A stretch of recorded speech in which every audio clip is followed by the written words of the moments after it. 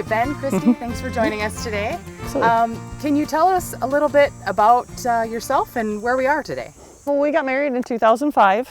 I work in town as a pharmacist and also part-time out on the farm here too. And we farm in Lincoln and Lyon counties by Arco, Minnesota, where we raise food-grade oats and soybeans, along with corn. We also do some hays. We raise grass-fed beef. We have kind of between that 550 and 600 acres of cropland and 100 and some acres of pasture land and hay. And we do all no-till, and we try to implement cover crops on as close to all of our acres as we can. So, no-till, can you describe that a little bit for us? We don't do any tillage other than the planter itself. So we just come straight into the field as it is in the spring, and we do have coulters on the front of our drill, but honestly, after about 3 years of no-till, we don't use them too much, especially with the small grains. The first crops you put in, the ground is so mellow that I lock them up, because otherwise we get too deep. Sometimes I'll use them just a little bit on when we're doing soybeans, just to cut the residue a little bit so we don't get hairpinning of the beans. But we find the longer you do no-till, the less add-ons you need to your equipment. So you mentioned less add-ons and less changes on the equipment once you've been in no-till a while. Why, in your opinion, is that the case? What changes in your soil or in your farming practices that causes that, do you think? Well, the biggest thing is the soil just gets a lot more mellow, and you get a lot more aggregates in the soil, and it just works better. You could tell your disc openers, the soil doesn't stick to them as much. It kind of cleans off. We've also found too, like when we first started, we like to use row cleaners on our corn planter, and I pulled those off, because if I have weed issues in the corn, a lot of times it's right where we push the residue out of the way. I guess actually last year, because it was so wet, we took them off, and I had some of the nicest stands I've ever had by pulling them off. And so they're sitting on a pallet in the machine shed. So Ben and Kristy, what started you down the path of no-tilling and cover crops? I would say we were just looking for a change. We have 2 young girls. You want to do something with the land that's going to be good for it, something that we're going to be proud of to pass down to them someday. And just looking at, different practices and just some of the research involved with it. I mean, it's definitely a good thing for the environment. And it's also a labor savings for us. Yeah. Kristy and I are the only 2. Yep. It's just us on the farm. It up by scratch. Yep. And so it's just us, and we're all on rented land, so it's like we only have a limited amount of labor. And as we started going on our own, instead of having to buy the full drive, and it was a lot easier just to go right into no-till. It was a lot less equipment we had to purchase. Also, her folks live out by Mobridge, South Dakota, and they've been no-tilling since the 80s or earlier. So we kind of had some family members that we could ask questions to, because when we started no-tilling, there was nobody around here that no-tilled, but I had a father-in-law and an uncle that I could talk to. It's a lot different out there, but yet there's a lot of things that crossed over. Yep, absolutely. So I mean, it's been a learning experience. It's been a journey, but definitely we're glad that we did it, for sure. Yeah. So you mentioned resources, family, for one. Yes. And you guys have both been huge supporters of the Minnesota Soil Health Coalition. Ben, you're a board member. So, do you feel like having those resources has kind of driven you to now want to be a resource for other farmers? I mean, I know there's people that have told me they've called you for mentorship. So it's one of those deals that it doesn't matter how long especially when you start getting into fuller season cover crops and planting green and stuff like that, it's really exciting. But the game, you have to realize that it's a fluid living system. The game is constantly changing, and not always in a bad way, but you have to be very, adaptive. And with that, you're always learning something new, and you have different scenarios playing out, and certain things work one year, and then, but having somebody you can ask questions to is really nice, because when we started, you read books and you just tried things. And thousands of dollars go along the roadway because something didn't work the way you thought it would, because it looked like it would work in theory, but it didn't. And you can just save so many dollars and so many headaches, because there's always going to be new things, and your farm will be different than this person's farm. but maybe there's something that I learned along the way that I can help, or you learn something that you can help me, and we can avoid a few. Anytime you can avoid a large mistake is nice. That's wonderful, and I think that's a significant role that the coalition can play for farmers. Is it's a really inexpensive group to belong to, but there's huge resources like yourselves that Absolutely. have experience and regional experience. You mentioned having to go 4 or 6 hours away for a resource. A lot of different soils in that area, a lot of different precip in that area. Yes. So at least now, maybe in Minnesota, you might have somebody that's only a county away that could be a resource. Another resource along that line with the coalition is just the camaraderie that goes along with it. When I started on the board, I didn't know most of the guys on the board, and now we've gotten to be very close friends, and we talk every couple days. And it's really nice to be like, hey, do you think this is going to work? What if I want to try that? Even just to have that support system when you're the only person in the neighborhood who's doing no-till and cover crop, and it's becoming more and more all the time, but especially in the beginning when you're the only person doing it and you're along a state highway like we are here, you are under a microscope, and when you're doing it differently, you're held to different standards because sometimes people view that you're saying that they're doing it wrong, even because you're doing it differently. And so they're more skeptical and they're looking for ways. So it's nice to have somebody once in a while that you can talk to that's like, hey, keep going, you're doing good things, or try this worked good, instead of constantly like, oh, I saw the mess you had with those weeds out there. Or I saw that one corner didn't come up like you thought, what happened there? It's just nice to have that, someone to prop you up. It's nice to share the successes and the failures, basically. Yep. Absolutely. Well, and would you say, we're standing here in a beautiful prairie, restored prairie area.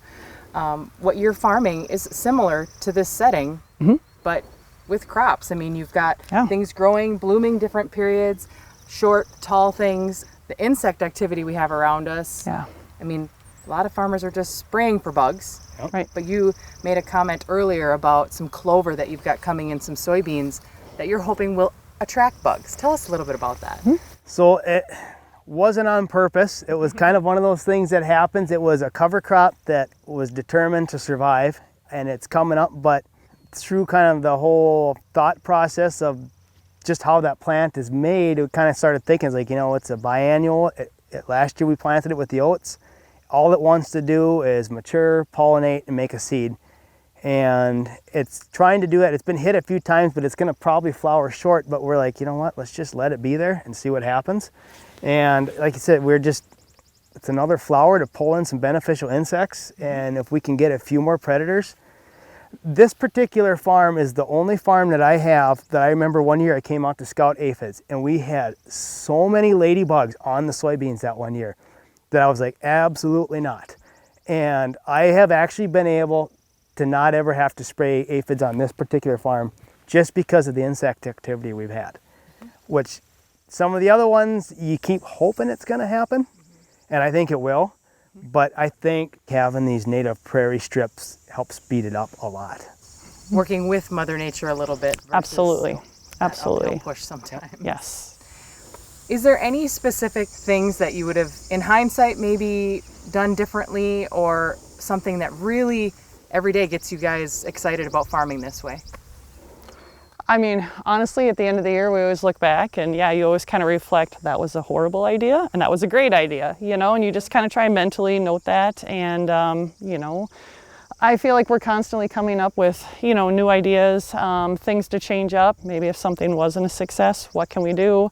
Even if something was a success, what can we do to make that better? I think that the mind is constantly rolling. I feel like you're always doing research online all the time, talking to people, reading books, and whatnot, taking classes. So there's always that room for improvement. You take it year by year and you just roll with it. And where we farm, we're surrounded by gravel pits. So it's a lot of lighter soils. We got big hills, and no-till has been a tremendous first step. But I will say that adding the cover crops, the way the soil has changed over the years is just, Kristy and I were actually this field over the hill, we were soil sampling that this spring. And I made the comment, I said, I can't believe how much this has changed. The soil is darker and there's so much more stuff in there. You can't even hardly believe the way the structure of the soil and the way it looks has changed and the way it takes rains, you know. This hill back here, it's a sizable hill. I mean, it's the kind when you're planting your hands up against the window to hold you in the seat. But we don't get washouts on that thing. But like I said, adding the cover crops, it was the missing piece to really, you know, that no-till, you get things going, and it takes, you know, it takes a few years to get it going, but I think with cover crops, you can really speed it up. It's just amazing how fast you can kind of get things kicking with that. Would you say it's fair with the cover crops that you're kind of mimicking this system that we're looking at here with just the diversity and different root structures more than you put in a standard rotation? Yep. That's awesome. Have you guys noticed that you've had changes in inputs? Have you been able to make adjustments there? You know, you mentioned less labor, which you farmers never take credit for your labor. That's not free. But hopefully that's been one way you've been able to see, you know, some savings. But do you feel like going to no-till and the cover crops has maybe helped your bottom line a little or not? Oh, I'd say definitely. I mean, from the first year on, big savings is diesel fuel. You can plant an acre on like a quarter of a gallon of diesel fuel, between quarter and a half. I can get the whole crop put in, as opposed to maybe a gallon to a gallon and a half with the heavy tillage system. It's just amazing how much your diesel fuel barrel goes, or how much you spend on that goes down. We're getting to where, you know, the chemicals is kind of, it's a hard one to pin down, partially because of all the trial and error stuff. Sometimes you make an extra, like this year, for example, we've had a couple things that didn't work out. We've made an extra trip. Had we not had to make that extra trip, yeah, we would have been a lot cheaper.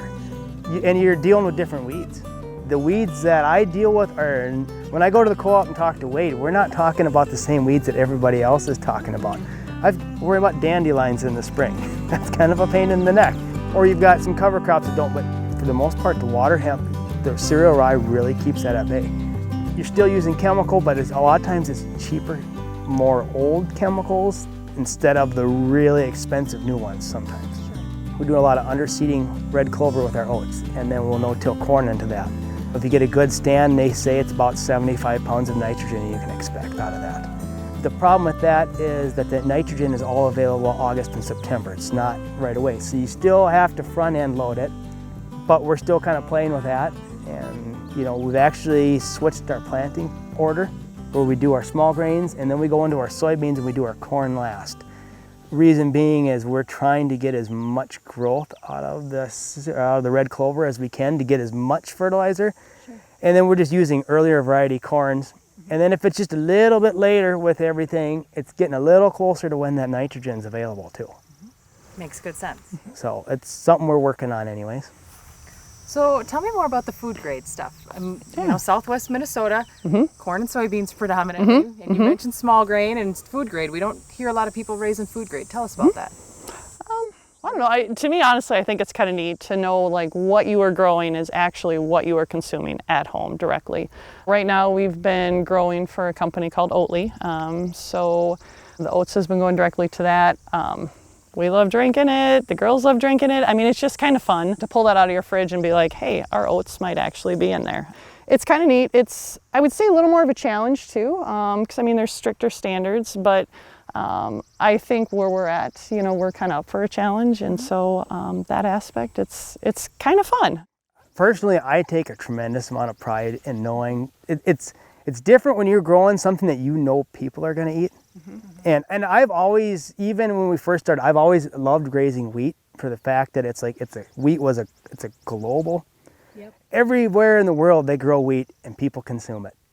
You know, and I've always just been fascinated with that. But just the fact that knowing that what you're raising and hauling in is not just getting ground up. I mean, it's okay to grind it up for feed too, and that's still going towards human consumption. But just knowing that this truckload of oats is going to be eaten by people somewhere, and you're a lot more conscious of what you're doing. You know, if you get into a corner of the bin and it's maybe you smell something musty, you aren't going to load that on that truck because you don't want people to eat that. You know what I mean? It's just everything you're doing, you're like, okay. For example, we saw some armyworm pressure about a week ago, and I actually had the jugs in the shop, and we were going to go spray armyworms. and the pressure was kind of on the edge. It wasn't quite, it was right on the edge of the threshold, but we started looking at the carryover. Well, it's getting a little too close, you know, to when we're going to be harvesting. And when you know somebody's going to be consuming that, you were like, we're not even going to take the chance. And so we took it back and just let it go. But So how'd the armyworms turn out? so far, it seems like, I think, to be honest with you, I probably was a little trigger happy. Sure. And it was probably, turned out to be a blessing in disguise that I really probably didn't need to do that. But So far, so good. I love my oats. I was You kind of ready will. to go to war over them, but Yeah. but like I said, it just is what it is. So, but no, it turned out to be good. That's awesome. It makes sense, though. You'd think a little bit more if you're pulling it from your own fridge. I mean, not that you're not pulling a steak out, but it's different. Absolutely, I it's agree with different. you. It is, yeah, and it's kind of neat, and it's a good lesson for the kids too. You know, it's a very good lesson. So, yeah. I work in the healthcare industry, so I see a lot of constant health concerns coming in. I mean, I see it daily, and it really kind of opens your eyes. I think the more you see all the health problems out there right now, it really kind of makes you think twice, like, what am I putting in my body? Do I want all these chemicals? Do I want all these, you know, extra genetics? And it just makes you a little more conscious of what you're doing.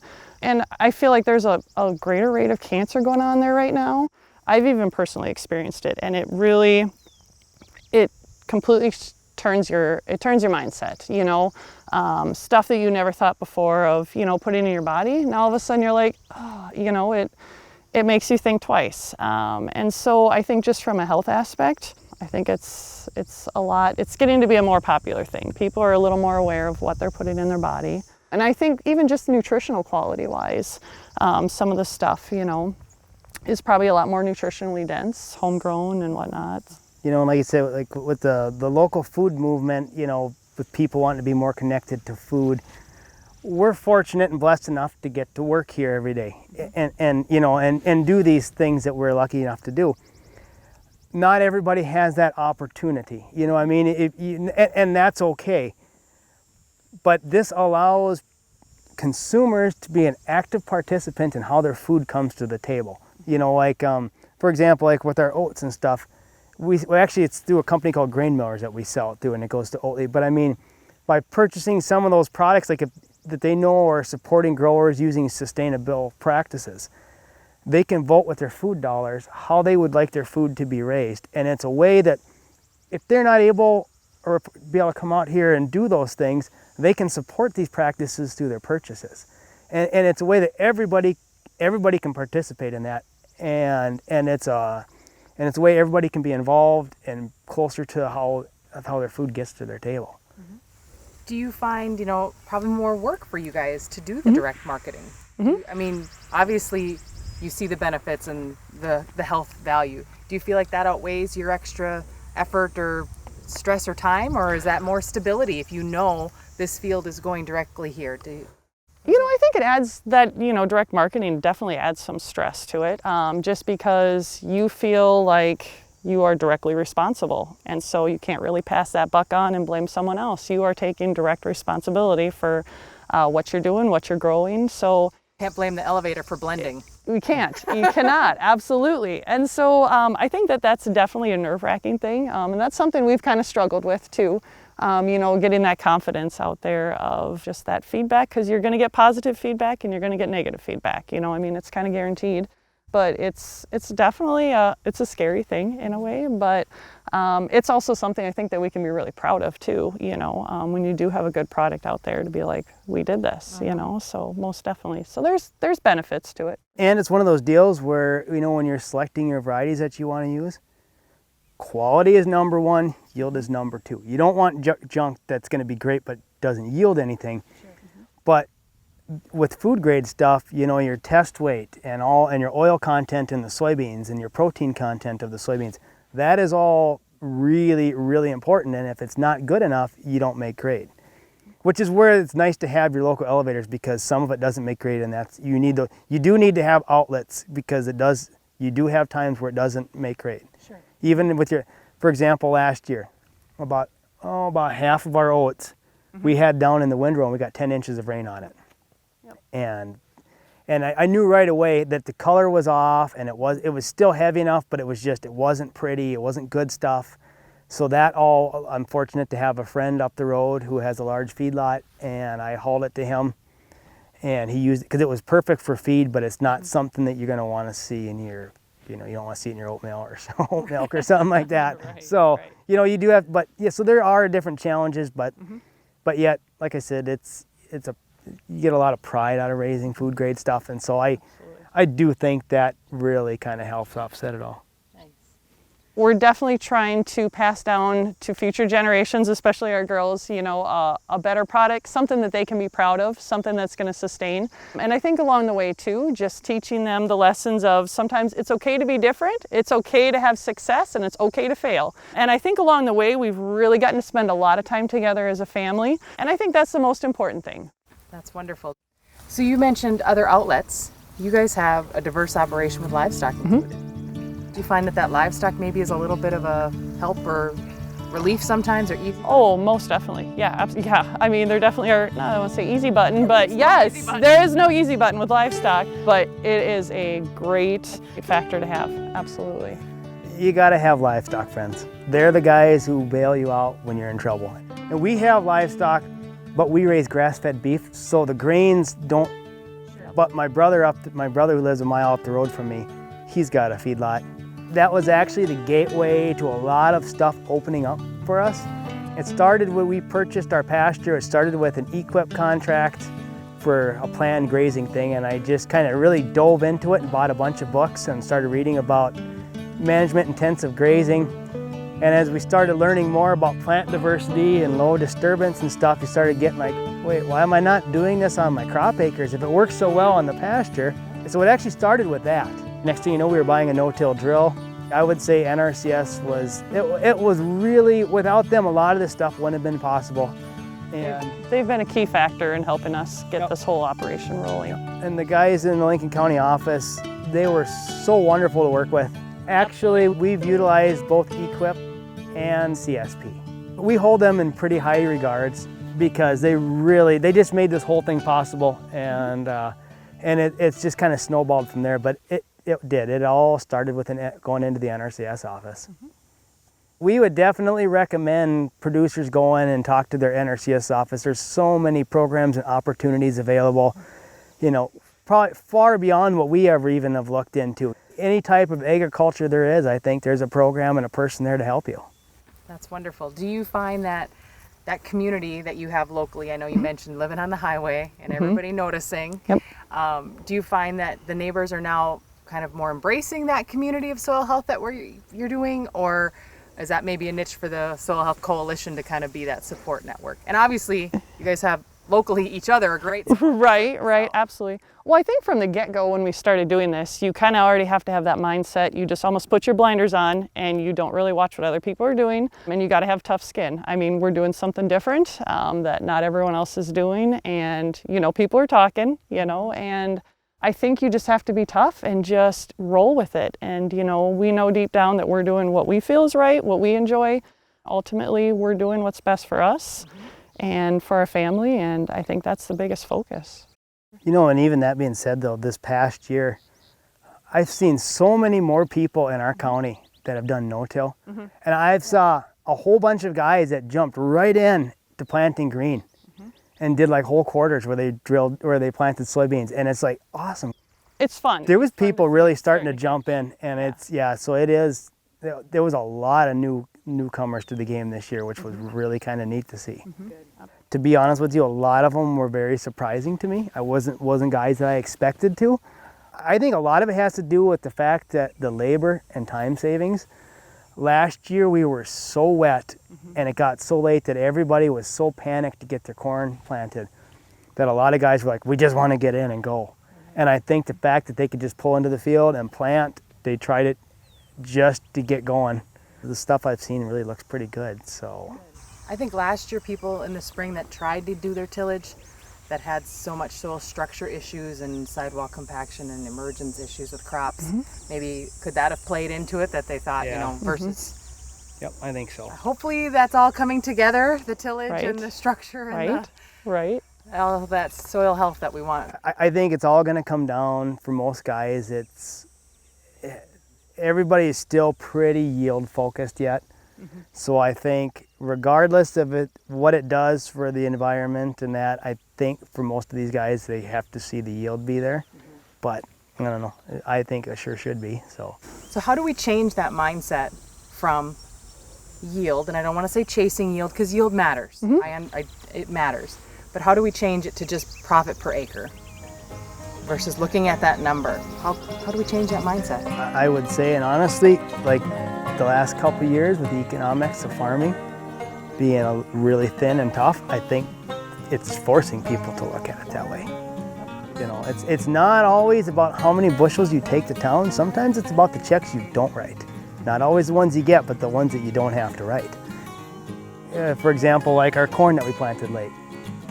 I knew doing my corn last, yes, I'm probably giving up 25 to 30 bushels, but I'm not spending as much on fertilizer doing it, and I'm okay doing that. That's fine. If there's a reason you're doing it, that's fine. You do whatever you want to, especially, but if you have a reason, it's just, yeah. So, I mean, it's, yeah. It's an interesting reminder. It's the checks you don't write. Good. Absolutely. Well, I would definitely say in this region of Minnesota, being a native, you guys are certainly leaders in this area. Thank you. So thank you for everything that you do. It's amazing.